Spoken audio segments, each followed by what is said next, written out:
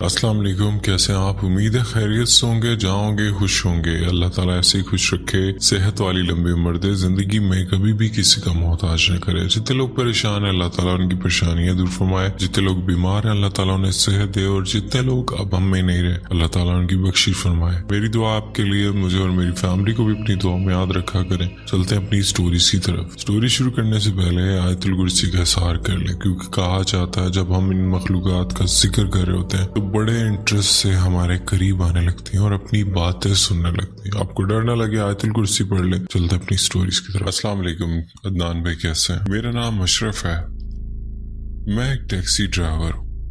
मैं ज्यादातर अपनी कार बुकिंग पर चलाता हूँ। कराची, सक्खर, नवाबशाह, जहाँ की भी बुकिंग मुझे मिलती है मैं चला जाता हूँ। कुछ लोग हमें शादी की बुकिंग में भी ले जाते हैं तो हम वहां भी चलते जाते हैं। मगर मेरी जो ये वाली बुकिंग थी ये मैं कभी भूल नहीं सकता। ये बुकिंग इतनी खौफनाक थी कि अभी तक मेरे जहन में है। वो हादसा, वो सीन, वो जगह। ये 2022 का वाक़या है। होता ये कि हम सवारी के इंतजार में अड्डों पर अपनी गाड़ी खड़ी करके बैठे होते हैं। सब ड्राइवर्स एक साथ गपशप भी करते हैं, खाना भी खाते हैं, चाय भी पीते हैं। तो एक दिन ऐसा होता है कि हम सब लोग बैठे हुए होते हैं, हमें कोई बुकिंग मिल जाए। तो एक बुजुर्ग था जिसकी उम्र 55 से 60 साल थी। उसके साथ उसकी बीवी थी और एक बच्ची भी थी जिसकी उम्र तकरीबन 15-16 साल थी। उन्होंने काफी ड्राइवर्स के साथ बात की लेकिन कोई भी ड्राइवर नहीं मान रहा था, क्योंकि उनके पास किराया कम था और जिस इलाके में वो जाना चाहते थे वो इलाका भी हॉन्टेड था। तो कोई भी ड्राइवर वहां जाने के लिए राजी नहीं था। मैंने भी अपने गांव जाना था। मेरा गांव सेवन से भी 25 किलोमीटर आगे है।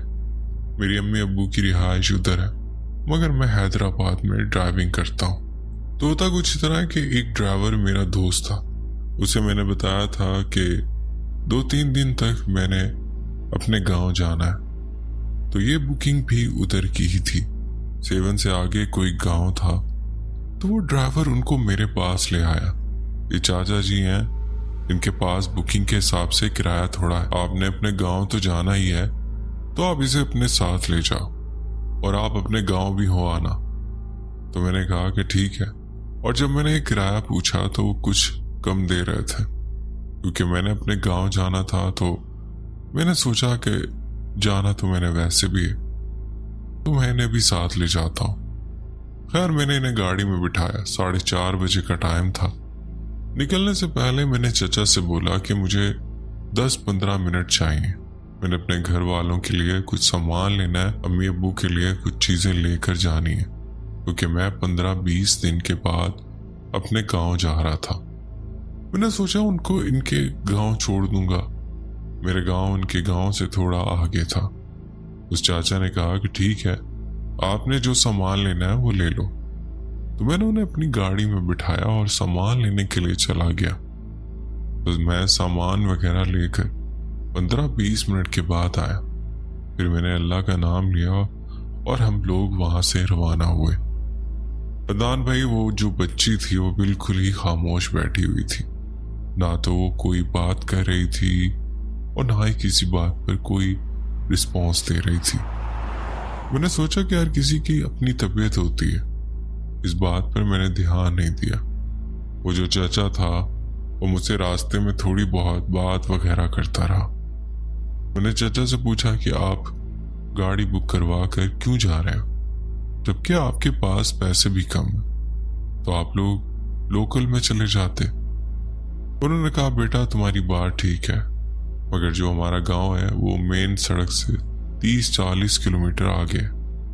वो कच्चा इलाका है और वहां पर कोई सवारी नहीं जाती और रात के टाइम तो बिल्कुल भी नहीं। तो इसलिए मजबूरन हमें गाड़ी बुक करवा कर जाना पड़ रहा है। मैंने कहा कि चलें चाचा, ठीक है, कोई मसला नहीं, मेरा गांव भी सेवन से आगे है। तो इस तरह से हमारी बातचीत चलती रही। अब मगरिब की अजान हो रही थी और हमें रास्ते में ही 5:45 बज गए थे। मैंने वहां पर एक ढाबा देखा और गाड़ी साइड पर लगाई। मैंने अपने लिए चाय ली और सोचा कि पता नहीं चाचा के पास इतने पैसे हैं कि नहीं।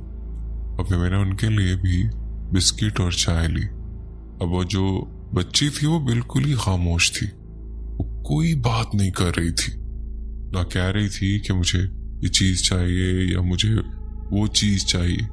वो बिल्कुल खामोश चुपचाप बैठी हुई थी। वो दरमियान में बैठी हुई थी और उसके अम्मी अब्बू दोनों साइड पर बैठे हुए थे। खैर मैंने भी चाय पी और उन्हें भी चाय पिलाई और फिर हम आगे के लिए सफर पर रवाना हुए। हैदराबाद से उनके गांव का सफर 2-2.5 घंटे का। हम लोगों ने तकरीबन 1 घंटे से ज्यादा का सफर कर लिया था। तकरीबन 1 या सवा घंटे का सफर बाकी था। मगरिब अजान भी हो चुकी थी, अंधेरा भी हो रहा था और वो सर्दियों का टाइम था। नवंबर या दिसंबर का महीना था। पहले तो हाईवे पर गाड़ी आ जा रही थी, मगर फिर जब उनके कच्चे वाला रास्ता शुरू हुआ तो वहां पर एक बोर्ड लगा हुआ था। चाचा ने कहा कि इस साइड पर मोड़ लो। मैंने कहा ठीक है चाचा। जैसे ही हम हाईवे से नीचे उतरे और 5-10 किलोमीटर आगे गए तो अचानक से उस लड़की की तबीयत खराब होने लगी और बहुत अजीब बेचैन होने लगी। मैं आपको बताना भूल गया कि पूरे रास्ते में गाड़ी के अंदर जो शीशा लगा हुआ था, जब मैं उसे शीशे में उस लड़की को देखता तो वो बहुत गुस्से से देख रही होती थी और उसकी आंखें फुल लाल थी। वो खामोशी से बहुत गुस्से में सारा रास्ता मुझे देखती रही। मैंने कहा कि पता नहीं क्या मसला है। हम लोग जैसे ही कच्चे रास्ते पर उतरे तो मैंने टाइम देखा, 7:20 हो रहे थे। उसकी तबीयत अचानक से खराब हो गई और उस लड़की ने चिल्लाना शुरू कर दिया। वो अपने बालों को नोच रही थी और वो गुस्से से अपनी अम्मी को भी हाथ मार रही थी।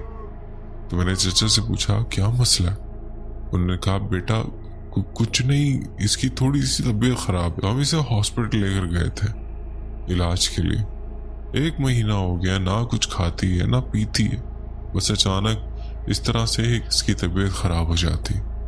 बहुत सारे डॉक्टर्स को भी दिखाया, जो लोग पढ़ाई करते हैं इन्हें भी दिखाया, मगर कोई फर्क नहीं पड़ा। 1 महीने से ज्यादा हो गया इसकी यही हालत है। जब भी रात होती है तो इसकी तबीयत खराब हो जाती। तो मैंने कहा ठीक है चाचा, आप इसे पकड़ के बैठे, अल्लाह खैर करेगा। अब तकरीबन आधे घंटे के सफर बाकी रह गया था। तो जैसे ही हम लोग 5-10 किलोमीटर आगे गए वो आपे से बाहर हो गई। उसकी आवाज भी डबल हो गई थी, जैसे 10 आदमी एक साथ चिल्लाते हैं। इस तरह से वो चिल्ला रही थी और वो बोल रही थी कि गाड़ी रोको, मुझे जाना है, वो मुझे बुला रहा है।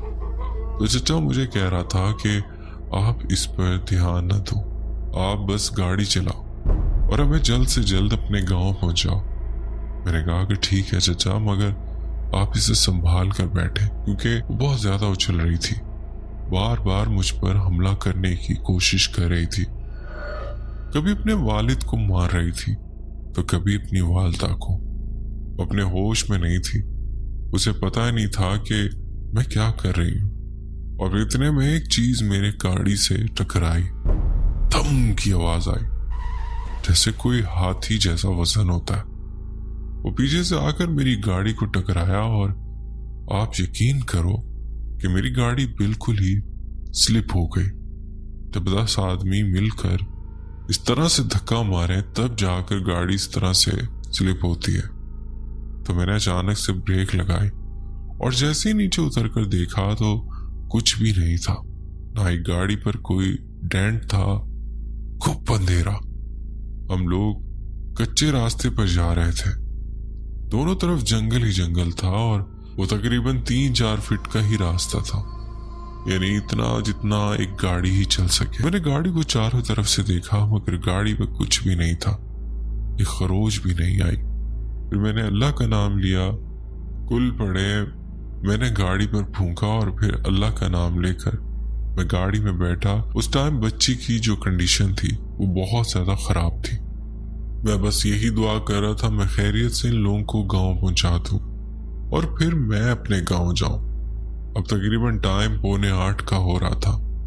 हम लोग जैसे ही 1-2 किलोमीटर आगे गए तो रास्ते के साथ एक नहर निकलती है। उस नहर का